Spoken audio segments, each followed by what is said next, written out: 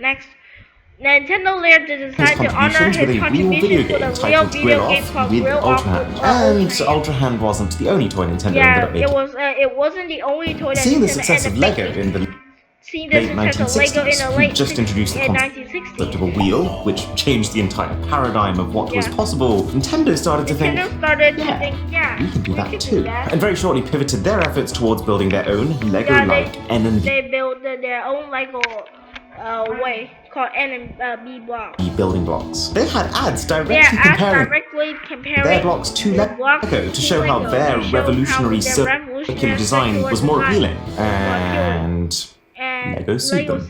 Understandably. Nintendo actually won that lawsuit. Nintendo actually won but that only later lawsuit, realized, but only thanks later to realized their very peed off pissed off customers. But actually, the pieces all being so rounded made them work together much less well than Lego. It wasn't until 1977 that Nintendo's true trajectory was set, when they released the Color TV trajectory was set when they released the Color their TV first ever video game console. With each their first ever video game version of the console only able to play one single game. Imagine that nowadays. Sony releases the PS6, says you can only play Gollum on it.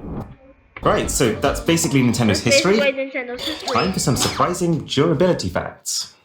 I really hope we caught that. The Nintendo DS is the only console to survive a trip all the way up to the top of Mount Everest. The moisture, the icy cold temperatures, the wind. Yeah, the moisture, the ice cold temperatures, the wind. The spilled curry, apparently. Even when all other professional electronic equipment the climbers were carrying any electronic equipment the climbers were carrying would die. Failed. This is what lived on.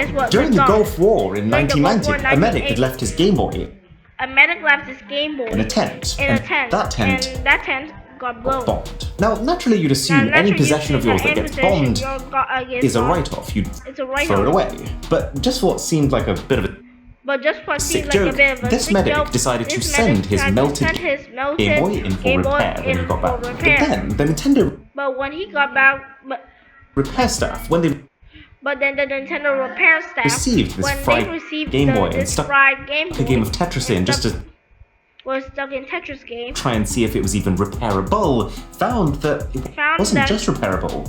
It wasn't just repairable, It actually but still it's was. still actually But it functional. gets crazier because the Game Boy was also the first console ever to be taken to space. In 1993, Russian cosmonaut Alexander Serebov spent an astonishing 196 days in the Russian space station with the handheld and a copy of Tetris. Remind him of what that feels like? Like all cosmonauts, I love sport. My particular favourites are football and swimming. During flight, in rare minutes of leisure, I enjoy playing Game Boy, wrote Serebrov in an autographed note that accompanied the game and his Game Boy in a 2011 auction. So yeah, if there's one brand of consoles that you could confidently take to war with you, it's Nintendo. But what about the weirdness of Nintendo's characters? Yeah, the weirdness of Nintendo's characters.